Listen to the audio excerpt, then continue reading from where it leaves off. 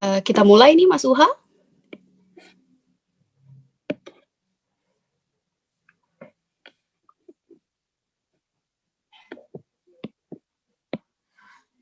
Oh, oke. Kalau mau mulai dimulai, oke. Baik Bapak Ibu, teman-teman mahasiswa, perkenalkan nama saya Yunita. Saya hari ini akan menjadi tutor Bapak Ibu di latihan soal di pertemuan 6 ini. Kita lihat soal latihan yang diberikan oleh Bu Naimah. Saya coba upload sebentar.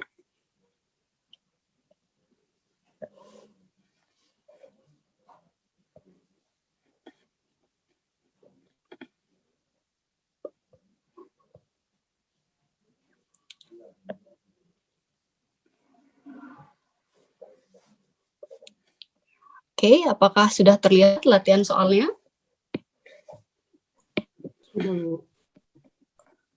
Sudah terlihat. Baik, kita punya 6 latihan soal dari Bu Naimah. Kita coba diskusikan bersama-sama ya. Nanti kalau misalkan Bapak Ibu ingin berkomentar, silahkan dinyalakan mic-nya mungkin ya. Mungkin kalau nanti di kolom komentar saya takutnya terlewat begitu.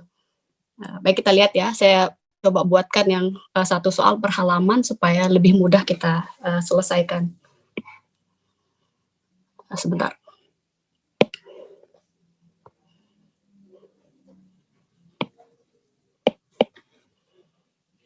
Koneksi kurang bagus. Saya harus pindah tempat mungkin.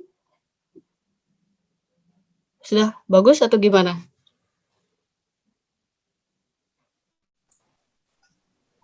Sudah terlihat. Oke. Ya, nanti minta tolong dikasih tahu kalau suara saya putus-putus. Baik, kita lihat soal yang nomor 1. Jadi diberikan kepada kita bahwa F-nya itu adalah lapangan, kemudian M-nya itu adalah modul siklis atas lapangan F. Mau kita tunjukkan bahwa si M itu adalah isomorfik dengan si F. Kalau kita lihat dari asumsi yang diberikan ke kita, bahwa si asumsi yang pertama bahwa kita punya M, sebentar saya ganti. Kita punya M itu adalah modul siklis, berarti kita bisa nyatakan M kita itu sebagai dibangun oleh satu elemen. Kemudian kita punya F kita itu adalah lapangan.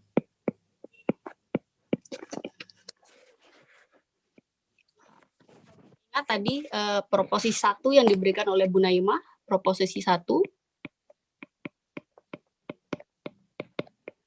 Kita punya bahwa kalau kita punya M itu adalah modul siklis atas ring komutatif R, ini adalah modul siklis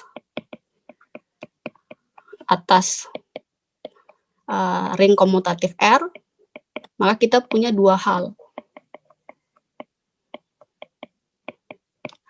Yang pertama kita punya tadi bahwa ideal ordernya itu adalah ideal di R.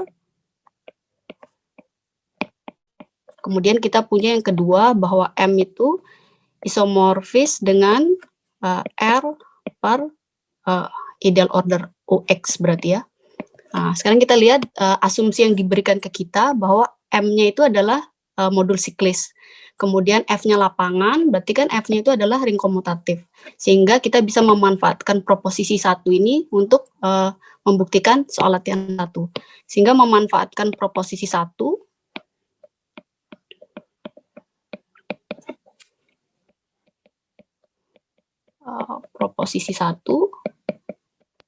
maka kita punya bahwa si M itu akan isomorfik dengan lapangan kita adalah si F, ring kita adalah si F per ideal ordernya. Kemudian kita ingat, karena si F ini adalah lapangan, berarti ideal di dalam F itu hanya ada 2, yaitu si F itu akan punya idealnya itu adalah si F sendiri atau ideal 0. Karena kita punya dari yang pertama OX-nya ini adalah ideal, maka kemungkinannya ada 2. Maka kita punya OX itu kemungkinannya bisa F, atau dia bisa adalah ideal 0. Tetapi kalau kita ingat pada saat tadi pembuktian proposisi 1, kita membentuk homomorfisme F, itu kan dari ringnya ke si M. di mana nanti kalau R itu kan dibawa ke Rx. Berarti kalau kemudian kita di dalam pembuktian juga bahwa si ideal order ini anihilatornya ini kan adalah kernelnya. Sehingga kita bisa pakai teorema utama homomorfisme modul itu. Sehingga kalau misalkan kasus pertama idealnya ini ideal ordernya itu adalah si F, berarti kan kernelnya adalah si F. Sehingga semua elemen di dalam R-nya akan dibawa ke 0. Berarti kan dia adalah homomorfisme 0. Padahal kan belum tentu. Sehingga kemungkinannya itu adalah ideal ordernya ini haruslah ideal 0. Sehingga kita akan punya berarti M-nya ini Jadi kita akan punya, sehingga di sini kita akan punya M itu isomorfik dengan, berarti kan F ini kan bentuk F per 0 OX ini kan sama dengan bentuknya kan bisa kita tulis sebagai F plus gitu kan, OX ini kan, karena ini adalah ideal 0, berarti kan plus 0 berarti kan sama dengan F, sehingga dia akan sama dengan F. Terbukti. Mungkin ada yang mau bertanya, silahkan. Mungkin ada yang mau berkomentar, mungkin silahkan.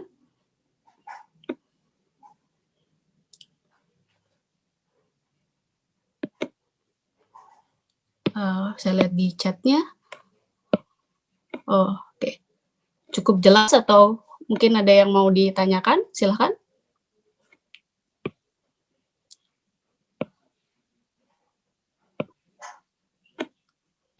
Ya ada?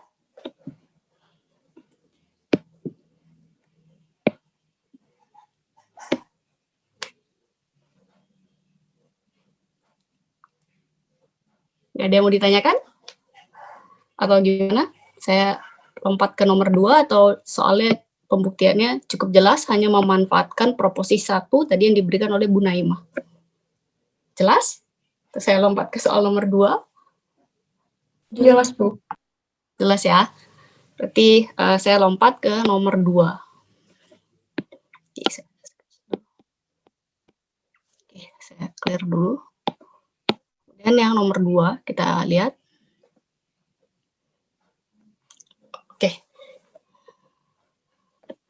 Kita lihat asumsi yang diberikan ke kita bahwa R itu adalah ring komutatif, kemudian dia punya elemen satuan.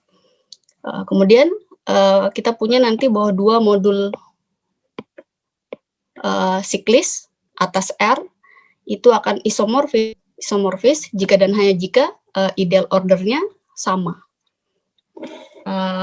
Soal nomor 2 ini masih akibat daripada proposisi 1 tadi ya. Jadi kalau kita misalkan diberikan yang pertama, ini bisa sekali jalan. Jadi kalau misalkan 2 modul siklis atas R isomorfis. Jadi misalkan kita punya 2 modul M1 dengan M2. Keduanya itu adalah modul siklis, berarti dia dibangun oleh satu elemen. Katakanlah di sini dibangun oleh X1, kemudian di sini dibangun oleh X2.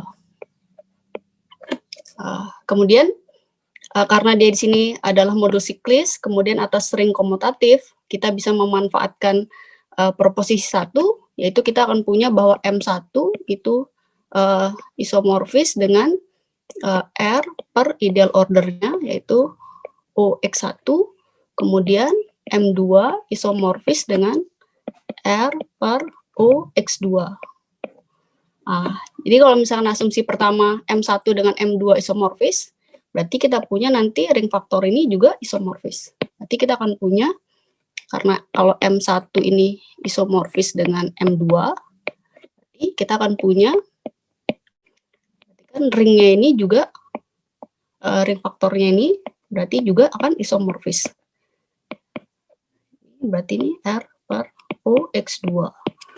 Sehingga berarti kita akan punya ideal order di sini pasti kan sama kan dengan yang di sini. Ya.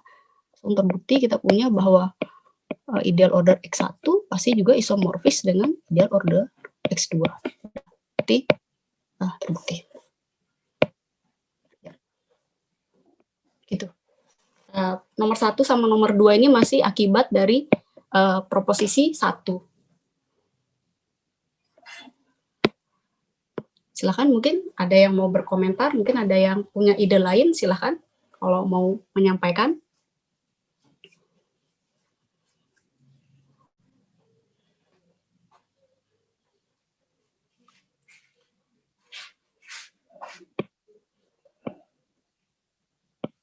Oh, ini ada beberapa teman-teman saya di sini. Oh, Niken juga masuk. Oh, ada Mbak Artika juga. Ya, mungkin ada yang mau berkomentar, mungkin silakan.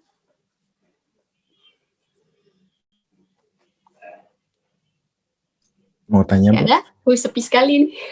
Mau tanya, Bu? Bu, izin Ya, bertanya. silakan. Di pertanyaannya kan Ya. ideal ordernya sama di sini itu hanya isomorfisme atau sama dengan secara himpunan ya, Bu?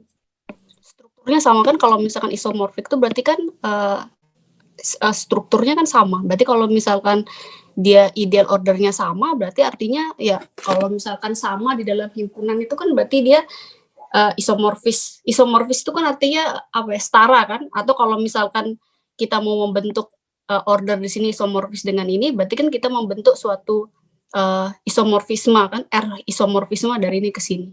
Sebenarnya bisa juga dengan itu. Tapi kalau dia sama, yang dimaksud di sini adalah isomorfik. Jadi bukan sama artinya bukan elemennya sama semua gitu, bukan. Berarti isomorfis itu berarti secara strukturnya dia itu sama. Baik, Bu. Terima kasih, Bu. Ya. Saya pindah ke nomor 3, mungkin tuh gimana?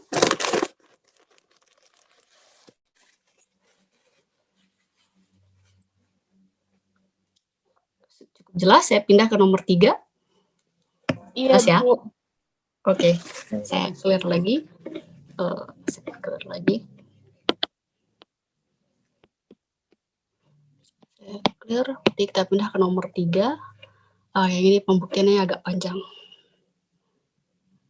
Oke, saya coba sebentar. Ini oke. Nanti oke, kita lihat bunyi soalnya. Jadi diberikan ke kita R-nya itu adalah daerah integral, berarti dia tidak memuat pembagi nol. Kemudian jika M-nya itu adalah modul torsi yang dibangun secara berhingga, maka kita harus tunjukkan, oh ini saya salah. Ini waktu saya pindahin ini, berarti ini maksudnya tidak sama dengannya. Maka anhilator daripada si M itu tidak sama dengan tidak hanya memuat 0R gitu maksudnya. Kemudian lebih lanjut, ini yang pertama kita tunjukkan nanti, kemudian lebih lanjut bahwa jika M-nya itu dibangun secara berhingga, maka anhilator daripada si M itu akan sama dengan anhilator daripada X1 diiris anhilator X2 dan seterusnya ya. Jadi kita coba tunjukkan yang pertama dulu, bahwa anhilator daripada si M itu tidak hanya memuat 0R. Oke, kita lihat asumsi yang diberikan ke kita dulu. Jadi asumsi yang pertama, jadi kita diberikan bahwa M itu modul torsi, kemudian dibangun secara berhingga. Karena M-nya itu dibangun, karena M itu dibangun secara berhingga, berarti kita punya nanti si M itu bisa kita nyatakan sebagai, kita ada pembangun, ada X1 sampai dengan Xn, pembangun di M. Jadi kita punya gini, X2 sampai dengan Xn. Oke. Kemudian dari sini kita jelas kita punya bahwa jelas di sini kita punya bahwa X1, X2 sampai dengan Xn kan pasti elemen di dalam M. Kemudian kalau misalkan M itu dibangun oleh X1 sampai dengan Xn, maka setiap elemen di dalam M itu bisa dinyatakan sebagai kombinasi dari X1 sampai Xn. Jadi kalau saya punya misalkan M di dalam M, berarti saya punya untuk setiap M di dalam M besar ini, maka dia bisa dinyatakan sebagai Ri Xi, I-nya berjalan dari 1 sampai dengan N. Ini asumsi yang pertama. Kemudian asumsi yang kedua, bahwa M itu adalah modul torsi. Berarti setiap elemen di dalam M itu adalah elemen torsi. Jadi yang kedua, M kita itu adalah modul torsi. Modul torsi, berarti kita punya bahwa setiap elemen di dalam M, ini adalah, M itu adalah elemen torsi. Elemen torsi. Elemen torsi berarti kalau di elemen torsi berarti kita bisa menemukan R yang tidak nol di dalam ringnya, sehingga nanti R dikalikan dengan M itu tidak nol. Oke, berarti kan artinya ada. Kita bisa menemukan suatu R di dalam R tanpa nol, yang nggak nol gitu maksudnya, sehingga nanti R dikali M itu kan sama dengan nol. Nolnya di dalam si M. Itu karena ini berlaku untuk setiap M di dalam si M. Karena ini berlaku untuk setiap M di dalam M, termasuk si X1, X2, sampai dengan Xn. Berarti kita akan punya, berarti kita bisa menemukan, taruhlah RI di sini, elemen di dalam R, tanpa nol ini. Sehingga nanti kita punya RI, XI, berarti ini adalah sama dengan nol. Ini I-nya itu berjalan dari 1, 2, sampai dengan N. Sehingga dari sini kita mau tunjukkan apakah anihilator di dalam M, anihilator dari M di R, itu memuat elemen selain 0. Dari sini, karena kita punya XI ini X1 sampai dengan Xn, XI ini adalah elemen torsi juga, kita dapatkan berarti R1 sampai dengan Rn. Berarti dari sini kita punya elemen di dalam R, dari R1 sampai dengan R yang tidak 0. Berarti kalau misalkan saya punya R1, kemudian saya kalikan dengan R2, sampai dengan saya kalikan dengan Rn, kemudian dianya itu tidak 0, kemudian R-nya itu adalah daerah integral, berarti kita akan punya dia pasti tidak sama dengan 0. Ini saya misalkan si R. Nah, si R ini akan menjadi calon elemen di dalam anihilator dari M di R. Jadi si R ini calonnya, berarti kita harus mengalihkan si R ini dengan setiap elemen yang ada di dalam M. Nah, ini nanti saya ambil ini karena alasannya R itu adalah daerah integral. Daerah integral. Oke, daerah integral. Sehingga kalau kita kalikan R dengan M, kita ambil aja sebarang M di dalam M. Kita ambil M di dalam M, dan kita kalikan R dikali dengan si M. Oke, kita lihat. Karena M itu elemen di dalam M, M-nya itu dibangun oleh X1 sampai dengan Xn, kita bisa menyatakan M itu sebagai kombinasi daripada si XI. Berarti kita akan punya Rm itu berarti jadi R dikali sigma. Berarti ini adalah, oke, saya pisahkan aja nih supaya dia enggak, ini saya ganti aja di sini jadi SI aja ya, supaya enggak tabrakan dengan Rn sini, supaya berbeda dengan yang ini. Nanti ini saya anggap ini adalah SI. Berarti SI-nya elemen di dalam R. Oke, berarti ini jadinya, berarti R dikali M, berarti ini SI kali dengan XI, berarti I-nya berjalan dari 1 sampai dengan si N. Nah, kemudian kita bisa, R ini bisa masuk ke dalam sigma di sini. Jadi saya punya R, sigma dulu. Berarti ini sigma I dari 1 sampai dengan N, berarti R-nya itu ketemu dengan SI, XI. Ini I, oke.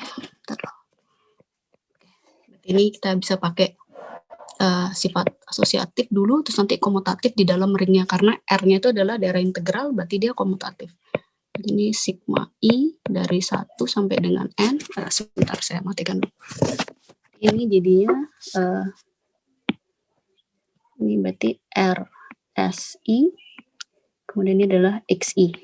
Kemudian saya manfaatkan sifat komutatif di dalam ringnya, karena R dan SI ini adalah elemen di dalam ringnya, berarti bisa saya tukar urutannya, berarti nanti dia sama dengan, sini dia, berarti ini sama dengan sigma I dari 1 sampai dengan N, berarti ini adalah SI R, nanti langsung aja ya, terus ini jadi XI, saya pakai sifat asosiatif lagi, gini.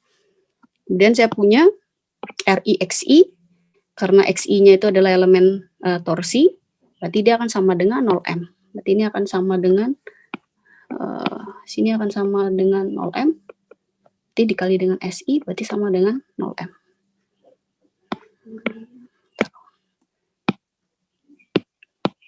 Iya, sama dengan T dikalikan 0M berarti kan ketemu sama SI 0 lagi berarti jadinya 0 M. Nah, sehingga kita punya RM itu kan berarti sama dengan 0M. Kemudian R-nya itu tidak sama dengan 0, ini diambil sebarang berarti berlaku untuk setiap M di dalam M. Sehingga kita punya R itu adalah elemen di dalam anhilator, R-nya ini tidak 0, elemen di dalam anhilator dari M di R. Nah, sehingga terbukti bahwa si anhilator ini tidak hanya memuat 0 R. Sehingga terbukti. Ya. Silakan, mungkin ada yang mau ditanyakan atau mau berkomentar, silakan Bapak Ibu.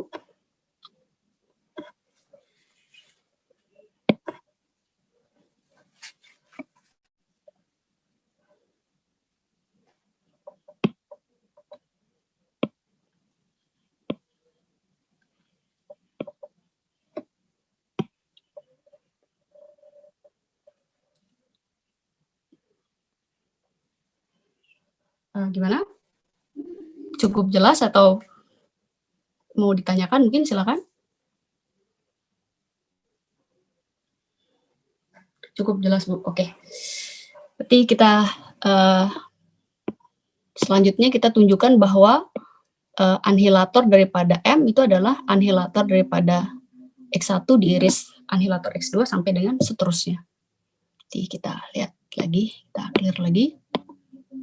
Berarti kalau mau menunjukkan ini sama, dua himpunan sama, berarti kan anhilator M ini harus termuat di sini. Jadi kok saya punya ini 1 gitu. Kita punya ini nanti 1, terus ini misalkan ini 2. Jadi kita harus tunjukkan nanti 1-nya termuat di dalam 2 gitu.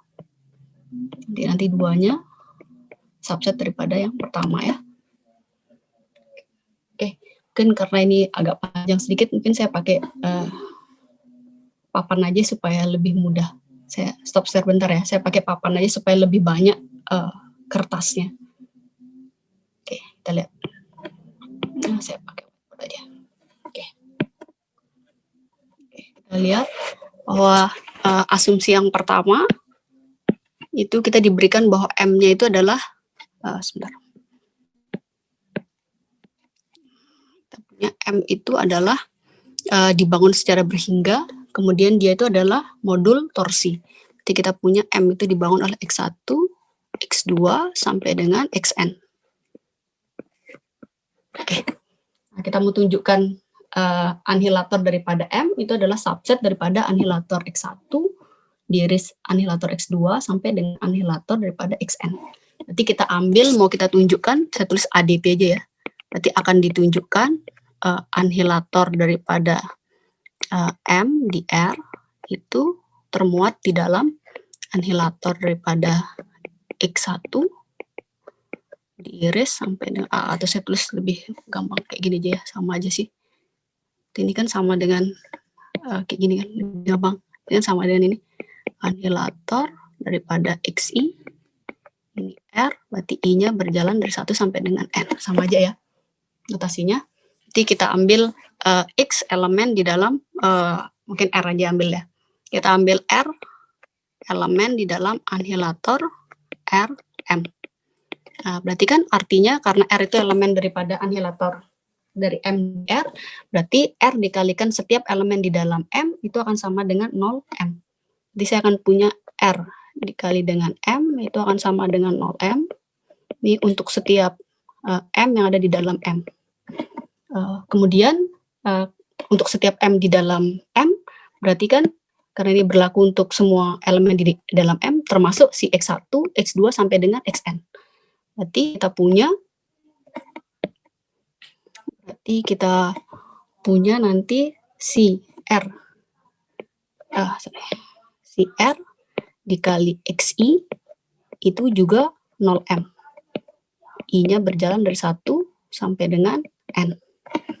Nah, sehingga kita punya di sini, karena R dikali XI itu sama dengan 0M, berarti kan si R itu elemen di dalam anhilator XI. Jadi kita punya di sini, sehingga kita punya R itu adalah elemen di dalam anhilator daripada si XI. Berarti kan I-nya berjalan dari 1 sampai dengan N. Jadi kita punya R itu elemen di dalam anhilator X1, R juga elemen anhilator X2 sampai dengan N. Sehingga berarti kan R itu elemen di dalam irisan daripada anhilator RXI. I-nya dari 1 sampai dengan N. Sehingga terbukti kita punya bahwa anhilator M di R itu termuat di dalam irisan daripada anhilator XI.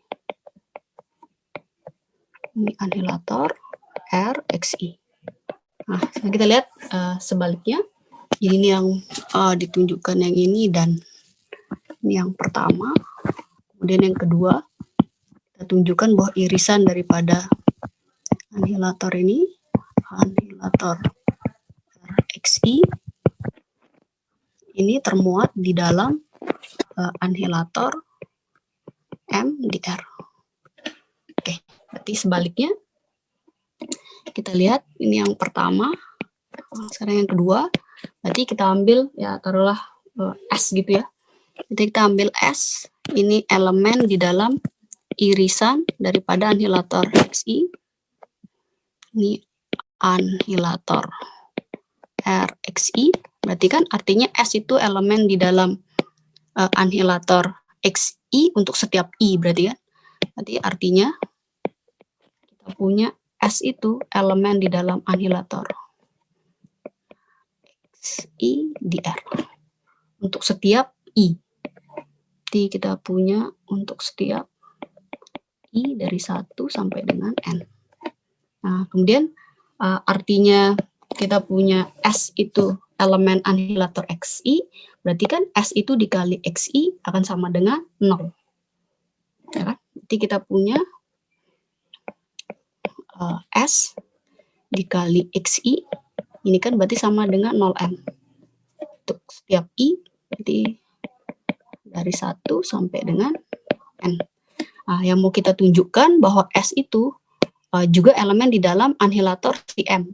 Berarti kita kalikan S ini dengan setiap elemen di dalam M. Jadi kita ambil M, elemen M. Jadi kita ambil M elemen di dalam M, terus kita kalikan dengan si S. Jadi kita ambil M, kemudian kita punya nanti SM.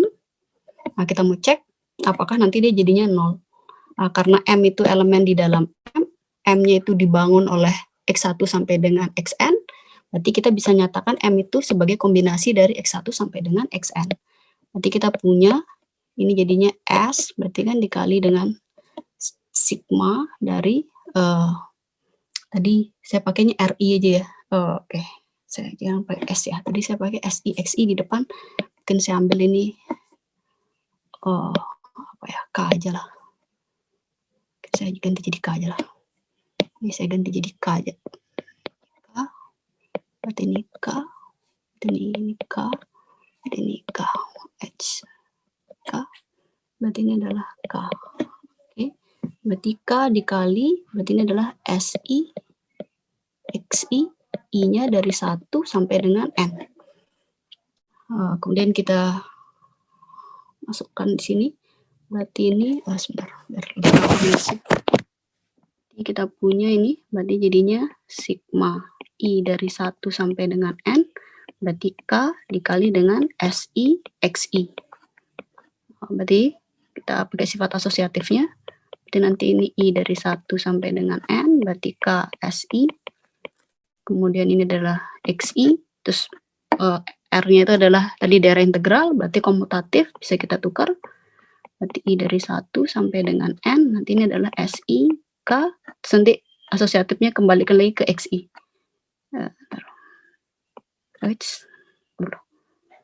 SI, K, XI, seperti gini. Nah, kemudian ini kita tahu tadi, ini adalah 0M. Berarti ini akan jadi sama dengan 0M. Nah, sehingga hasil perkaliannya berarti dia akan jadi sama dengan 0 di M. Nah, sehingga kita punya KM itu adalah 0M. Berarti si K itu berarti elemen di dalam anihilator M. Sehingga kita punya K itu elemen di dalam anihilator M di R. Nah, sehingga kita punya akibatnya berarti kita punya berarti kita ambil K tadi elemen di sini ternyata terbukti di sini. Berarti kita punya anihilator daripada irisan daripada anihilator. Ups. Oh, terlalu bawah. Oke, saya atasin sedikit. Ini irisan daripada anihilator 1 sampai N, anihilator dari XI. Itu berarti termuat di dalam anihilator M di R. Nah, sehingga dari 1 dan 2, satu sini aja ya. Berarti dari 1 dan 2, kita punya bahwa anihilator M di R itu akan sama dengan anihilator daripada X1 diiris X2 sampai dengan, saya langsung pakai irisan itu ya.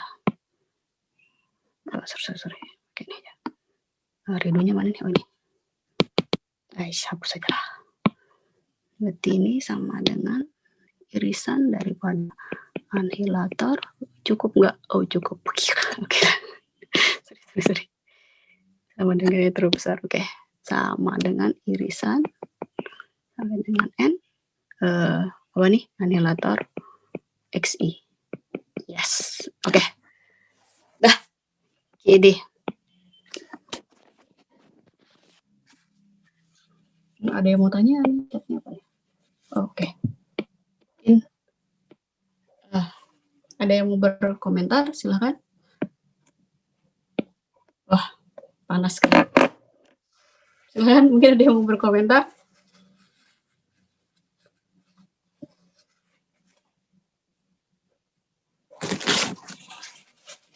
Belum ada, Bu? Oke. Jelas berarti ya? Jelas. Lanjut ke nomor 4. Belum, tinggal 3 soalnya. Oke, hitungannya 38. Kita lompat ke nomor 4.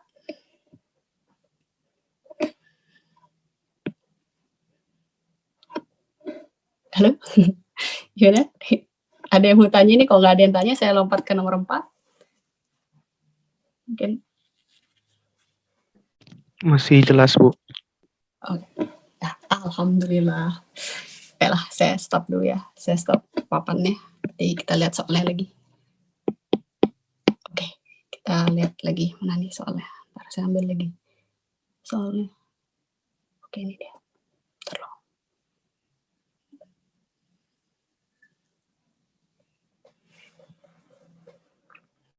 Oke, yang nomor 3 sudah. Ini nomor 4. Nah, ini pendek kok ini. Oke, kita lihat. Yang nomor 4. Jika F-nya itu adalah ruang vektor, berarti atas lapangan F, yaitu kita bisa menganggap V itu adalah modul atas F, maka F itu merupakan modul bebas torsi. Jadi artinya kalau kita ruang vektor itu merupakan modul bebas torsi. Jadi setiap kita punya ruang vektor, pasti dia adalah modul bebas torsi. Kita coba tunjukkan. Kita lihat asumsi yang diberikan. Berarti, jadi kita punya V itu adalah ruang vektor. Berarti diberikannya ke kita, V itu adalah ruang vektor. Ruang vektor atas lapangan F.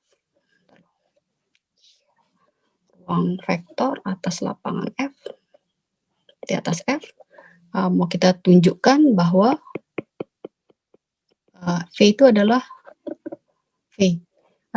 modul bebas torsi. Modul bebas torsi. Berarti kalau V itu adalah modul bebas torsi, artinya kan himpunan daripada elemen torsi di V, berarti si VT ini bebas torsi, berarti kan hanyalah 0 di V.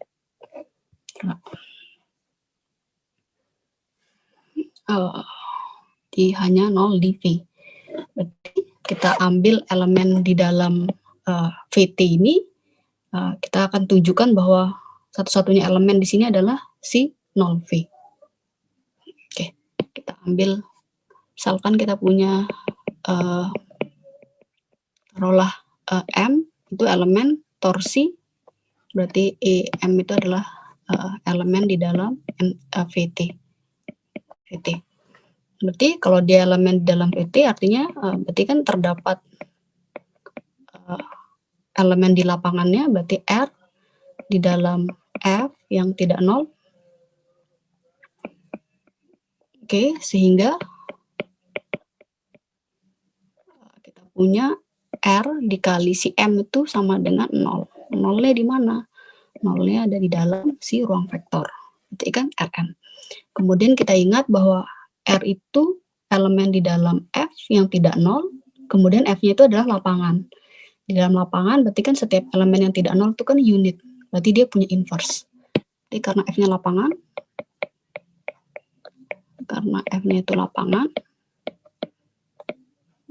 terus kita punya R itu elemen di dalam F yang tidak nol, berarti kita bisa punya, jadi terdapat, maka kita punya R inverse elemen di dalam F, sehingga kalau kita kembali ke sini, kita coba kalikan kedua ruasnya dengan R inverse, jadi kita punya nanti R inverse kalikan dengan Rm, ini adalah R inverse dikali 0.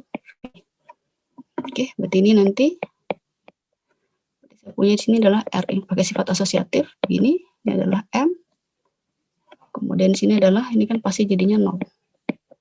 Ya kan? Kemudian ini identitas berarti kan 1 di F kan. Berarti ini akan sama dengan M. Nanti ini adalah M, berarti ini adalah 0V. Jadi kita ambil M, elemen di dalam MT, sebarang, kita peroleh bahwa M itu adalah 0V. Sehingga elemen di dalam VT itu hanyalah si 0V. Sehingga kita punya, berarti elemen dalam VT, sehingga kita punya elemen dalam VT ini hanyalah si 0V. Berarti V itu adalah modul bebas torsi. Bebas torsi. Ya. Silakan, mungkin ada yang mau berkomentar, silakan.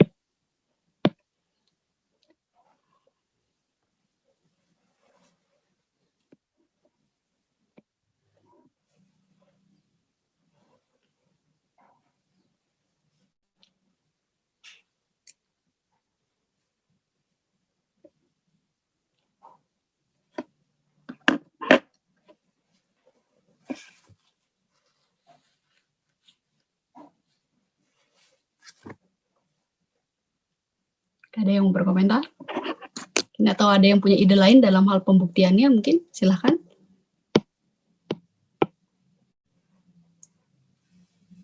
Ada? Oke, jadi kita lompat ke nomor 5 ya. Ya, oh ya. Oke ya. Kita lompat ke nomor 5 ya. Tidur ya?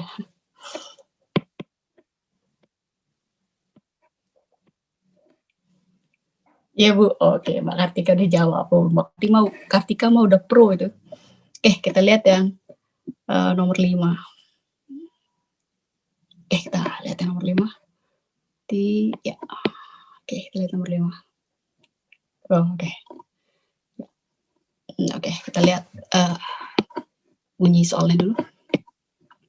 Jadi kalau kita punya, sebentar. Kita punya M dengan N itu adalah modul atas ring R. Oke.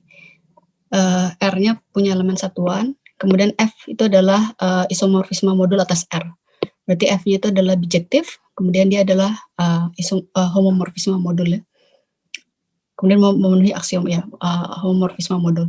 Kemudian mau kita tunjukkan bahwa jika M-nya itu adalah modul bebas torsi, maka si N itu adalah modul bebas torsi juga. Berarti kita lihat dulu apa yang diberikan ke kita ya. Oke, kita lihat. diberikan ke kita,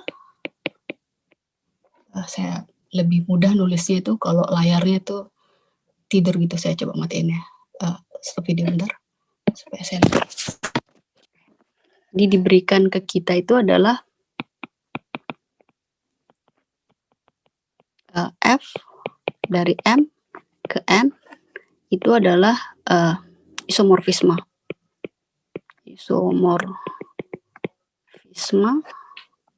Modul. Kemudian asumsi yang pertama bahwa M itu adalah modul bebas torsi. Berarti diasumsikan M itu adalah modul bebas torsi. Bebas torsi berarti kan artinya elemen MT-nya berarti kan hanyalah si 0 saja. Nolnya di mana? Nolnya di M. Oke. Kemudian mau kita tunjukkan bahwa si N itu adalah modul bebas torsi. N itu adalah modul bebas torsi, yaitu kita menunjukkan bahwa MT-nya ini hanyalah si 0 saja. 0 di mana? 0 di N. Oke, berarti kita coba ambil elemen yang ada di dalam si NT. Jadi kita ambil elemen di sini, kita tunjukkan harus sama dengan 0N. Akan ditunjukkan bahwa elemen di dalam NT ini hanyalah 0N. Modul bebas torsi kan. Oke, berarti kita ambil, taruhlah kita ambil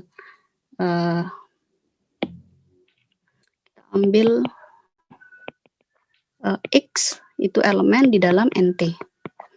Nah, berarti kita akan punya kalau X elemen di dalam NT, berarti X-nya itu adalah elemen torsi. Berarti kita bisa menemukan suatu R di dalam ringnya yang tidak nol,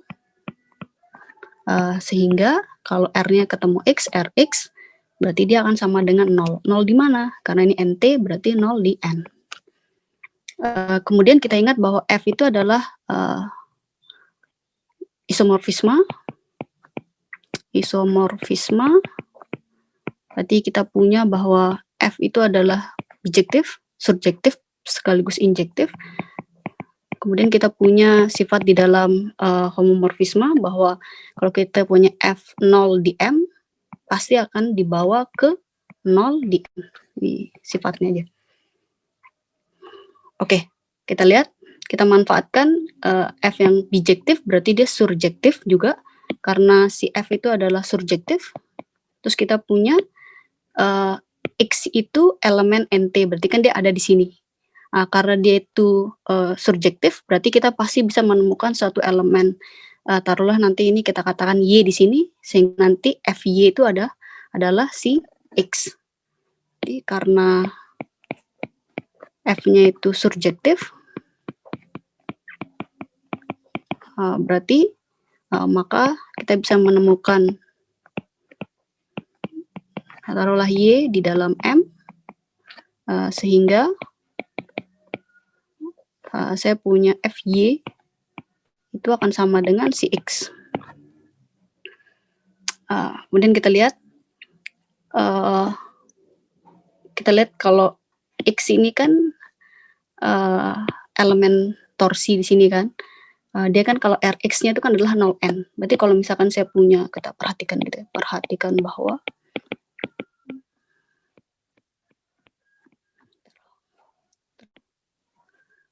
bahwa jadi kalau saya punya Rx itu kan sama dengan 0N. Nah, kita punya X itu kan sama dengan FY. Berarti kalau saya hapus saja dulu. Nanti saya punya di sini Rx berarti kan sama dengan R, X-nya adalah FY, berarti kan FY.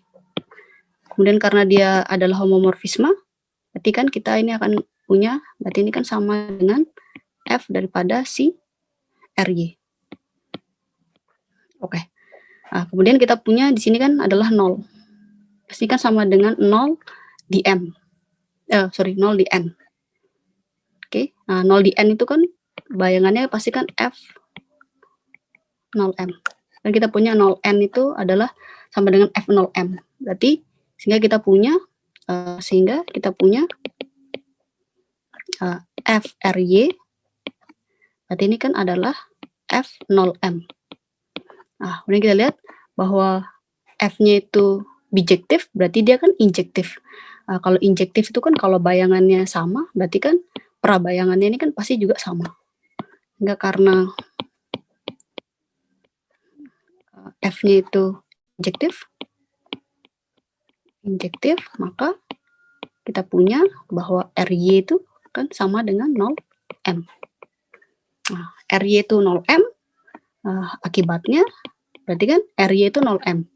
Berarti kan nanti si Y itu kan pasti elemen, kalau RY-nya sama dengan 0, berarti kan Y itu elemen di dalam anhilator daripada si M.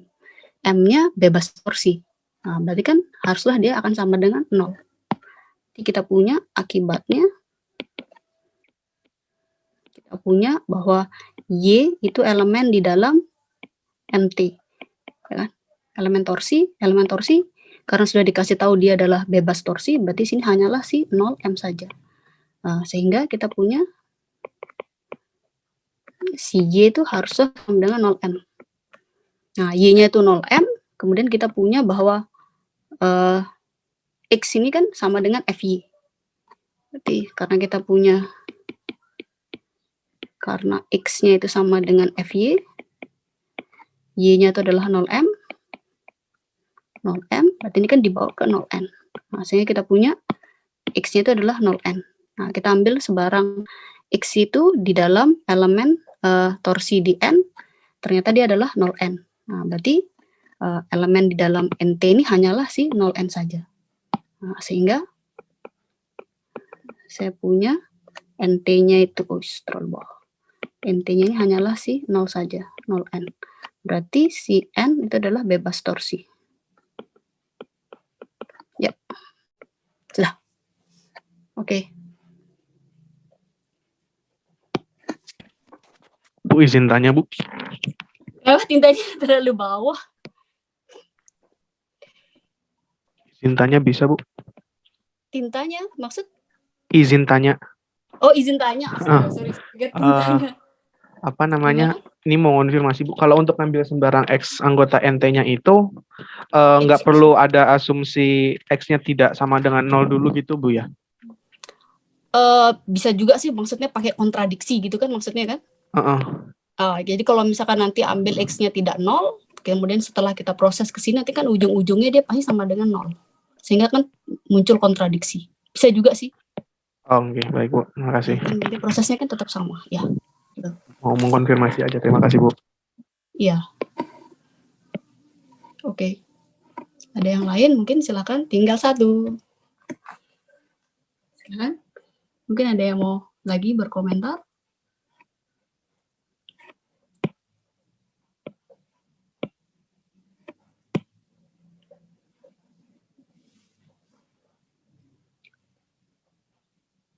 Nggak ada? Ya, oke, kita lompat ke nomor 6 supaya kita cepat pulang. Oh, enggak ya. Oke, kita lihat yang nomor 6 terakhir. Oke, ini ada beranak pinak kayaknya. Coba kita lihat ya. Saya clear chat dulu. Oke.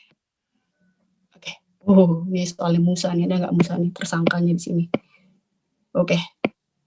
Udah pergi dia, udah nggak ada lagi Musa. Oke, ini soal dari Pak Musa nih, Mas Musa nih. Oke, kita lihat nomor 6. Soal terakhir ya. Lihat M-nya itu adalah diberikan modul atas ring R, kemudian dengan elemen satuan. Kita tahu bahwa hasil kali dari modul ini, M cross M ini kan juga modul atas R. Kemudian nanti penjumlahan M cross M ini, kita lihat dulu, kita baca utuh dulu ya. Kemudian yang pertama, kalau M-nya itu adalah modul bebas torsi, apakah hasil kali modul ini juga modul bebas torsi? Ini masih diselidiki, artinya bisa berlaku, bisa benar atau mungkin aja nggak bebas torsi gitu. Kemudian yang B itu, kalau M-nya itu adalah modul torsi, apakah hasil kali dari modul ini juga modul torsi? Oke, kita cek dulu M cross M itu ya. Kan kita punya M cross M ini. Kan ini isinya adalah pasangan urutan itu ya. Nanti kita punya X, Y, di mana nanti X, Y-nya itu kan ada di dalam M. Oke, kemudian dengan operasi penjumlahan, kalau kita punya X1, X2, kemudian kita punya Y1, Y2, di dalam si M cross M, kita punya nanti seperti penjumlahan biasa di vektor itu ya. Nanti X1 plus Y1, kemudian X2 plus Y2. Kemudian hasil kali dengan ada di atas R kan. Nanti R dikali dengan XY, berarti nanti akan sama dengan Rx, Ry ya. Nah, sehingga nanti ini dengan operasi penjumlahan dan perkalian ini memenuhi aksioma di dalam modul. Ya, dia merupakan modul atas si R.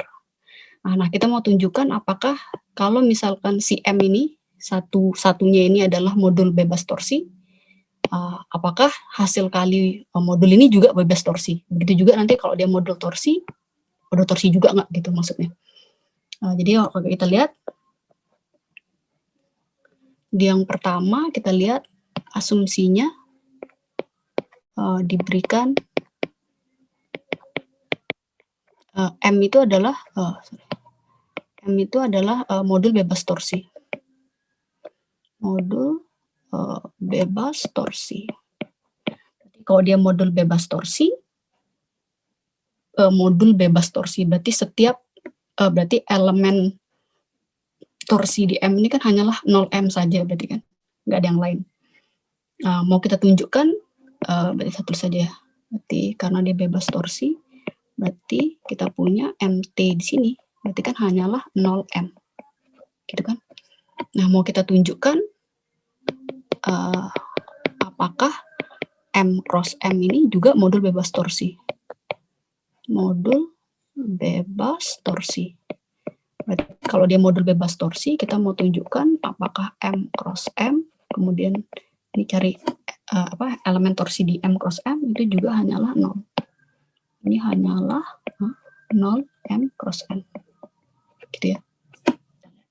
Jadi tekniknya kan berarti kita ambil aja elemen seperti tadi, kita ambil elemen di sini. Kita mau lihat apakah kalau misalkan elemen itu hanyalah nanti sama dengan 0 di sini, berarti dia juga bebas torsi. Memanfaatkan M kita itu adalah modul bebas torsi. Berarti kita ambil taruhlah misalkan X, Y gitu ya. X, Y itu elemen di dalam MT-nya. Ini M cross M, T-nya gini. Di elemen torsi di sini. Nah, berarti kan artinya saya bisa menemukan suatu elemen di dalam ring yang tidak 0, sehingga dikalikan dengan XY ini hasilnya juga akan sama dengan 0 di M cross M. Berarti terdapat R di dalam ringnya yang tidak 0. Ini, sehingga nanti kok dikalikan dengan XY, ini kan sama dengan 0. 0-nya di mana? 0-nya di M cross M. Berarti kan dia bentuknya pasangan. 0M, 0M. Ya kan? Berarti kalau kita lihat berdasarkan operasi di sini, kan sama dengan ini. Jadi nanti dia akan sama dengan, berarti kita punya nanti Rx, Ry, berarti gini, kan sama dengan 0M. 0M, 0M. Berarti gini. Nah, karena kita punya kesamaan pasangan begini, berarti kan berdasarkan sifatnya, berarti ini kan sama dengan yang ini juga sama dengan yang ini. Sehingga saya punya nanti Rx-nya itu sama dengan 0M. Begitu juga saya punya Ry itu akan sama dengan 0M. Kita punya Rx-nya itu sama dengan 0M, berarti kan artinya X itu kan elemen di dalam MT kan. Kemudian begitu juga dengan Y. Berarti kita punya X.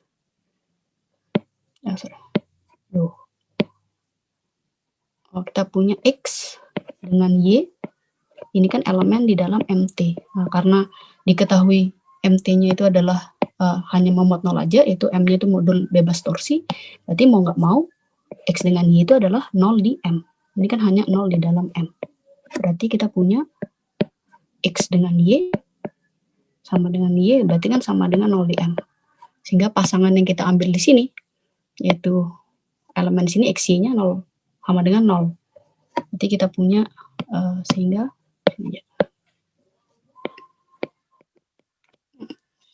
kita punya XY-nya ini akan sama dengan 0M, 0M.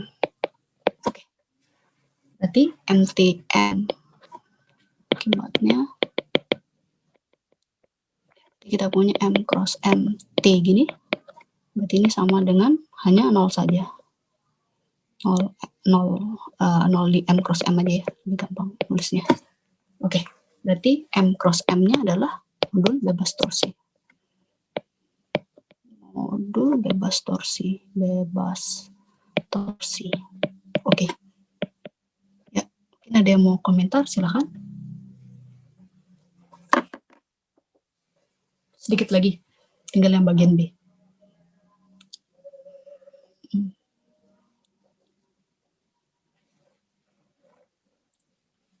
Gak ada? Masih? Oh, udah banyak yang live ya. Belum ada, Bu. Oke, kita lihat yang B. Nanti kita lihat yang B. Nah, sekarang kita lihat kalau dia tadi bebas torsi di M, M-nya modul bebas torsi, produknya juga modul bebas torsi. Nah, tapi kalau misalkan nanti modul torsi gimana? Kita cek ya. Nah, sekarang kita cek. M-nya itu adalah modul torsi. Berarti diberikan M-nya itu adalah modul torsi. Modul torsi berarti kan elemen torsi di dalam M itu adalah semua si M. Seperti itu. Yap. Oke, benar ya. Kemudian M-nya itu adalah modul torsi. Nah, kita mau tunjukkan apakah hasil kali modul M cross M-nya ini, produknya ini, juga modul torsi. Modul torsi. Berarti nanti kita mau tunjukkan bahwa M cross M-nya ini, kemudian kita cari elemen torsi di sini, ini adalah semua elemen yang ada di dalam M cross M. Oke, tekniknya sama. Kita ambil sembarang di dalam ini XY di dalam si M cross M. Ya. Berarti kan kita punya nanti di sini bahwa X dengan Y kan elemen di dalam M. Kalau misalkan XY di dalam M, kita punya M-nya itu modul torsi, berarti kan setiap elemen di dalam M ini adalah elemen torsi. Berarti X dengan Y itu adalah elemen torsi. Sehingga, maka kita bisa menemukan suatu, taruhlah R1 dengan R2 di dalam ringnya yang tidak nol. Nah, sehingga nanti kita punya R1X itu sama dengan 0. R1X-nya itu sama dengan 0 di M. Kemudian kita punya R2Y itu sama dengan 0 di M. Nah, kita lihat, kita mau tunjukkan apakah kita bisa, kalau misalkan pasangan XY ini masuk ke dalam elemen torsi di M cross M, berarti kan kita harus menemukan suatu elemen di dalam ringnya yang tidak 0, sehingga nanti kalau dikalikan dengan XY ini jadi 0 di M. Nah, dari sini kita punya kan R1 dengan R2, calon lah yang ada di dalam R yang tidak 0. Nah, tetapi kita harus hati-hati, memang R1 dengan R2-nya itu tidak 0. Tetapi kita diberikan R-nya itu adalah sebarang ring. R-nya itu ring yang belum tentu merupakan daerah integral. Sehingga kalau misalkan ini sebarang ring, berarti kan belum tentu kita punya R1 dikali R2 itu sama dengan tidak sama dengan 0. Mungkin aja kan, kayak misalkan di dalam Z6 itu kan ringnya kita punya 2 dengan 3 tidak 0, tapi kalau dikalikan jadinya 0.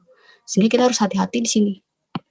Sehingga karena ini nggak bisa jadi 0, terus ringnya juga nggak komutatif, sehingga jadi kalau misalkan kita taruhlah misalkan ini asumsi ini calon kita ya tidak 0, kan mungkin aja dia juga bisa 0 bisa tidak 0 kan. Kalau misalkan dia tidak 0, taruh kata dia tidak 0 ya misalkan. Jadi kalau R1 dikali R2 gini, R1 R2 gini, itu dikali dengan pasangannya X, Y, berarti berdasarkan definisi, berarti ini kan di R1 R2 gini, X, gini, R1 R2 gini, terus kan Y. Nah, selain itu juga kita punya kan yang jadi 0 itu kan R1X sama dengan 0, R2Y-nya sama dengan 0. Kalau di sini kan dia bisa jadi 0 pakai asosiatif aja. Nah, tapi yang di sini belum tentu dia komutatif ringnya, sehingga dia nggak bisa kita jadikan R1 R2 sama dengan R2 R1, sehingga ini belum tentu. Sehingga ini bahasanya itu adalah belum tentu. Ini itunya belum tentu. Belum tentu dia akan sama dengan 0 di M dengan 0 di M. Sehingga yang ini kalau di sini modul torsi, belum tentu hasil produknya ini merupakan modul torsi. Ya. Oke, silakan ada yang mau bertanya?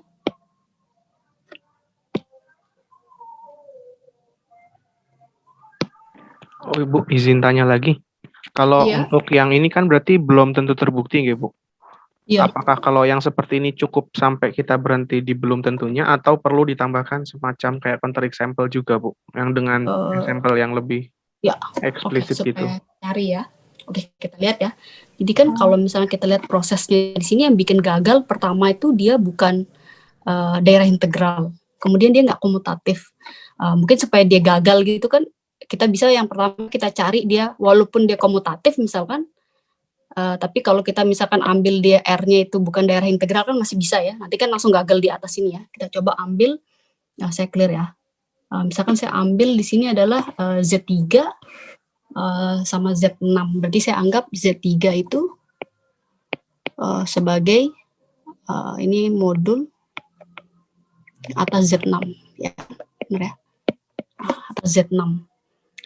Oke, Z3 itu modul atas Z6. Sekarang kita cek di sini asumsinya itu supaya bisa awalnya itu kan berarti M-nya itu modul torsi enggak.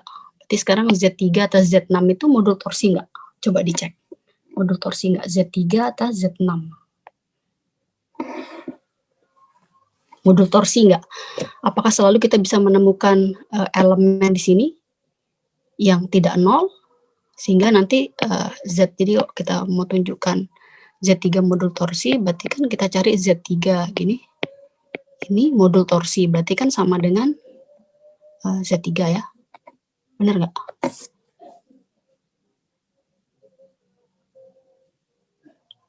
Modul torsi nggak? Modul torsi ya? Iya Bu, modul torsi. Modul torsi ya. Ya, berarti asumsi yang pertama kita bisa punya. Nah, sekarang kita lihat hasil kalinya. Berarti Z3 sama Z3 itu kan juga tetap Z6 modul. Jadi kalau kita cari Z3 cross Z3, nah sekarang kita lihat ada nggak sih ya yang bikin dia gagal kan? Berarti kita ambil aja yang nggak nol di sini, misalkan kalau saya ambil 2, oke, saya ambil aja di sini. Misalkan saya ambil di sini 0, sini 0 dengan 2. Sini ya, elemen di sini. Ini kan nggak 0 ya, ini kan tidak 0 ya. Maksudnya 0 di dalam sini. Z3 dengan Z3 nggak 0. Kemudian, oke, saya ambil 2 dengan 3. Berarti kan kalau misalkan saya punya di sini, kan di sini saya punya 0 itu kan di dalam 3. Berarti kalau saya kalikan dia dengan 2 dalam Z6, gini, kan 0 juga ya. Kemudian saya punya di sini 2 ya. Ntar loh, saya lihat. Ntar loh penghapusnya ini. Bentar. Ini saya ambil di sini. Ini saya ambil di sini 2. Berarti saya kalikan dengan 3 di sini ya. Berarti jadinya kan 0 ya. Benar nggak? Betul nggak? Betul ya? Halo? Benar ya? Iya Bu. Ya, benar ya. Iya, Ini kan elemen di dalam Z6 ya. Nanti kalau misalkan saya kalikan gini, kita kali gini ya. Langsung aja lah saya kali gini. Gini saya kali dengan lah diamin ya. Nggak usah dikurungin biar nggak rancu dengan biar nggak rancu dengan tupelnya ini, pasangannya ini. Ini saya kalikan dengan ini kali dengan 2 dengan 3, 2 gini kan. Nah ini kan, nah sedangkan ini kan dalam ring Z6 kan, berarti ini kan elemen dalam Z6, ini kan dia jadinya 0. Ya kan? Ini jadinya 0. Betul nggak? Bener ya? Mohon Z3. maaf Bu, mau izin sebentar Ya tanya. salah ya? Ada yang salah saya? Bukan, Iya, mau nanya. Saya agak bingung silakan. di bagian kalau perkaliannya Z6 dengan Z3 gimana Bu ya? Maksudnya itu kan beda. Kalau Z3 ini kan subring dari Z6, kan bisa. Ya kan? Z3 ini kan subring dalam Z6. Iya kan? Oh, nggih. Iya, subringnya kan bisa kita nyatakan kan kalau kita punya subringnya kan bisa sebagai modul ya. Ya. Ada Mbak Naimah mau ini tambahin nggak? Bu Naimah? Gimana Mbak Naimah? Mungkin yang tadi kali ya, maksudnya yang tadi yang penjelasan apa namanya yang terkait dengan modul torsi waktu pembuktian yang bagian B tadi mungkin ada sedikit ini nak. Aku balik ya. Ada sedikit permasalahannya tuh gini. Pada saat mengalihkan sebentar Mbak, tak balik dulu. Saya clearkan dulu sebentar. Ya, agak panjang nih. Taruh. Pada saat tadi yang mengalihkan apa namanya? Tadi kan R1 dikali X1 ya, benar. R1 dikali X ya. Ini sama dengan 0M. Kemudian ya. R2 dikali Y-nya itu sama dengan 0M. Oke. Tadi kan ada sedikit ini, karena diketahui kan M-nya kan adalah suatu modul kan sebenarnya. Dalam hal ini kan R1-nya kan, R1-nya tidak sama dengan 0, R2-nya juga tidak sama dengan 0. Mungkin agak sedikit nanti counter example-nya kan tidak ada jaminan bahwa R1, R2-nya tidak sama dengan 0, karena kan dia hanya ring saja, ring dengan elemen satuan. Nah, yang jadi masalah itu nanti pada penjelasan bagaimana kalau dia ternyata tidak sama dengan 0R kan seperti itu kan. Nah, ternyata R1, R2 dikali dengan XY. Oke. Ini kan sebenarnya sama dengan R1, R2 X, kemudian R1, R2. Sebentar ya. Ini kan sebenarnya kalau kita ini kan, dia hanya berlaku untuk satu tunggal ya. Kita berpikirkan R1 di sini kan jadi R2X. Oke. Ini R1 jadi R2. R1-nya itu adalah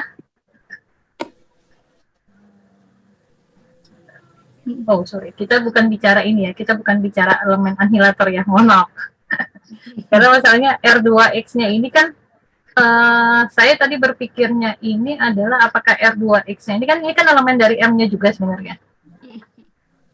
Nah, padahal yang kita punya kan hanya R1 sama dengan 0M-nya. Oke, gimana? Yang ini saya berpikirnya tadi karena dia elemen dari M, pasti R1 dikali M-nya juga sama dengan 0M. Karena tapi di sini kan R1-nya belum tentu dia adalah dikalikan dengan R2X-nya sama dengan 0M. Oke. Mbak Naimah, makasih. Mungkin ada yang mau tanya lagi? Silakan. Mumpung ada Bu Naimah nih. Mohon maaf Bu, izin bertanya. Ya, silakan. Ya misalkan saja R-nya itu kita sudah diasumsikan sebagai R-nya itu dari integral. Lalu kita mau buktikan kalau M cross M T sama dengan M cross M. Berarti itu dibuktikan dua arah ya Bu, atau untuk arah ke kanan yang M cross M T ke subset M cross M itu sudah trivial atau bagaimana kira-kira? Jadi kalau misalkan kita nunjukkan ini kan M cross MT ini kan berarti artinya kan elemen torsi himpunan yang memuat semua elemen torsi di sini kan? Ya kan? Maksudnya ini kan. Jadi kan kalau kita punya MT gini kan artinya MT itu kan memuat himpunan yang memuat semua elemen torsi dari M kan? Maksudnya kayak gitu kan? Nah, kalau misalkan himpunan semua elemen torsi di M cross M itu mau kita tunjukkan sama dengan M cross M, berarti kita ambil aja sebarang elemen di sini. Kalau nanti misalkan, berarti kan mau kita tunjukkan dia merupakan elemen torsi. Berarti kita ambil kita ambil elemen di sini, nanti kita cari bisa nggak kita temukan elemen dalam ringnya. Kalau dia sama dengan 0, berarti setiap elemen di sini adalah elemen torsi. Jadi nggak perlu maksudnya mau kayak gini ya, mau subset gini ya, sama superset gini ya maksudnya. Iya Bu, apakah perlu seperti itu? Kalau dari terjemahannya kayaknya nggak perlu sih. Tapi menurut Mbak Naimah gimana, mau tambahin nggak? Kan ini sebenarnya gini sih, kayaknya kalau yang ininya pasti berlaku ya. Yang ini ini betul. Kalau yang M cross M P-nya kan ini pasti berlaku. Subset ya, betul. M cross M. Oke, karena definisi dari himpunan semua Jadi elemen proporsi torsi ini dua. pasti berlaku. Jadi untuk menunjukkan bahwa ininya sama kan cukup ditunjukkan bahwa elemen dari sini merupakan elemen torsi. Itu aja. Betul, betul. Apakah kira-kira cukup jelas? Lah. Iya, sudah jelas Bu. Terima kasih Bu. Oke, terima kasih. Oke, ada yang mau tanya lagi mungkin? Silahkan. Oh, ini udah lebih 11 menit. Mas Uha belum potong ya? Ya, kenapa? Oke, ada yang mau tanya lagi mungkin? Silahkan. Nggak ada? Oke. Nggak ada? Oke. Cukup berarti ya? Ya, bisa dicukupkan. Iya. Oke, saya kembalikan ke Mas Uha. Terima kasih semua Bapak Ibu, teman-teman mahasiswa. Assalamualaikum warahmatullahi wabarakatuh.